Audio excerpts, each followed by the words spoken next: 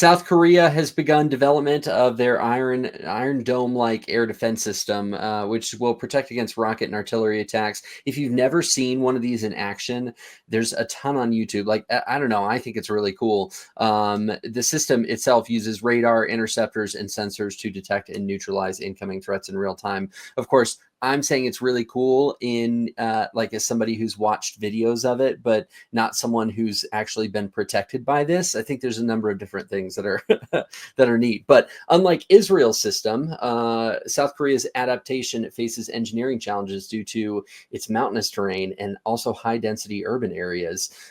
Development is aiming to improve civilian safety and fortify strategic installations, really reflecting on South Korea's emphasis on self-reliant defense solutions. Analysts view this as a strategic shift. This is cool. This is I think you've hit the number one challenge on the head right out the gate. The biggest it isn't just building an iron dome, as they call it. Yeah. It's making it work in South Korea's specific environment. Israel ain't South Korea. Very different landscape in Israel. Things are pretty flat out there. Take a trip to Korea and it's exactly the opposite. You know, it's literally got mountainous terrain, dense urban areas, which are going to cause kind of issues for radar line of sight issues. You've got interceptor accuracy in tight spaces, and then you've got kind of multi-vector attacks. You've got all of that to consider. So this sounds theoretically wonderful for Israel. I wonder what it's really going to be like in South Korea. I think you're close, but I think that the number one challenge isn't just making this work for the terrain. You said close. Close. The number one challenge is being able to do what you just said, make the designs work correctly, and scale the production fast enough to deploy this before it doesn't matter anymore.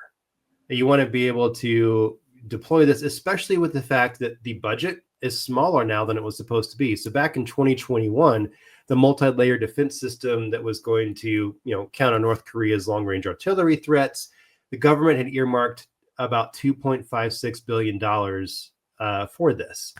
A recent update, they're only going to invest $329 million by 2028. So that's a lot less budget to still make all the same stuff happen, to get the low altitude missile defense system, the LAM-D, to actually work, to be able to intercept all those artillery rounds. So how do you do this on a smaller budget with accuracy and with speed? That is the number one challenge. Okay, well, let's be real. Okay, building a missile defense system isn't just about kind of making these interceptors. The real challenge is getting real-time threat detection to work in South Korea's terrain. As I say, Israel, the Iron Dome it's got clear skies, it's got open landscapes. South Korea, meanwhile, it's got these mountains, it's got high-rise cities, and enemies using saturation attacks. If your radar can't track and differentiate between a real threat and a decoy, your entire system is going to be compromised. That is the real problem here. Detection and response in a chaotic battle space. Very different to Israel. Your problem here only makes the number one problem of scaling this fast enough even more of a challenge. It's got to defeat a variety of threats, right? Not just this whole interceptor thing. You've got cruise missiles, ballistic missiles, precision guided munitions, drones, low flying aircraft. It's got to defeat these. Has North Korea really got all that? At 70 I think you had like radius. Buses, horse and cart. They have trebuchets as well. we're just gonna move on and say that what you got to do here, look at the design challenges and the manufacturing challenges to actually make this happen, which brings us the horse before the cart here to the solutions. Oh, a nice little bridge. I like that. Beautifully done.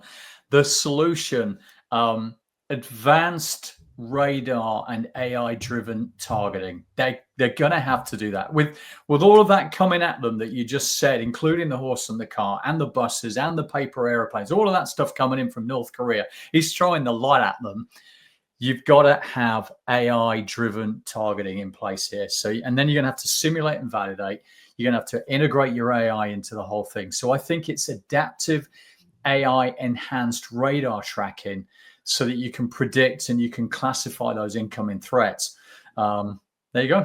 You're going to also have to consider the supply chain and manufacturing solutions needed to make this a reality. Look at your smart factory, your supply chain integration, so that you can make sure that the system scales rapidly with pre-configured smart factory production for the interceptors, the sensors, the radars. I think that's, you've got to have that too. Yeah, true. Yeah, it's going to be a complex supply chain to get this up and running for sure. See you next week.